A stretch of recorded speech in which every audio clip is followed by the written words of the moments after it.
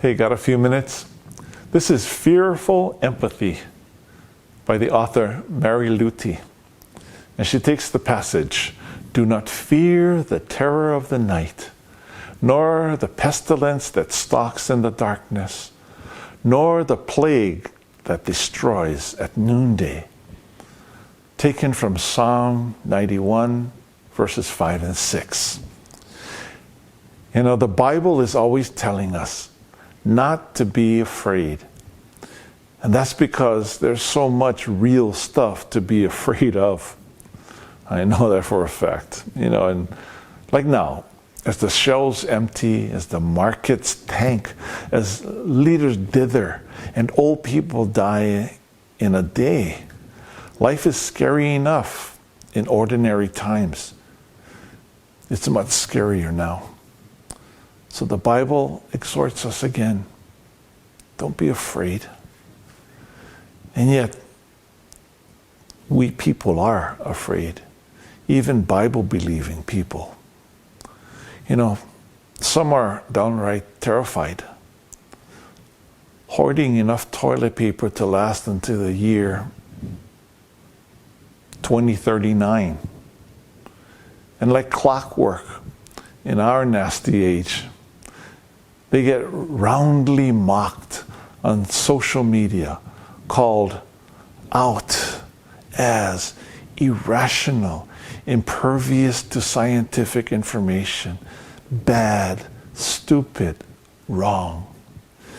You know, and maybe you're heeding both the Bible and the good scientific information. So maybe you're feeling reassured and calm. Maybe you're side-eyeing and panicking too. But here's the thing. Fear is fear. And human beings are what we are. All of us by nature are vulnerable and exposed. So admit it. Aren't you also just a little bit afraid?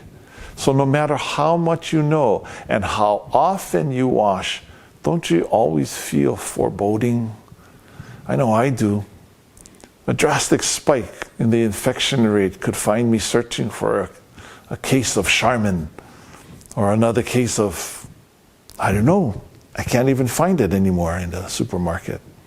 You know, it would be great if we were all at our rational best right now, but we're not. Optimal if we all rose brilliantly to this, occasion, but we won't. So the next best thing is to dismount from our high horses and to summon empathy from that quivering and quavering place inside of us where we feel too afraid. Cut each other some slack, please, and just be kind to each other. You know, this is my prayer.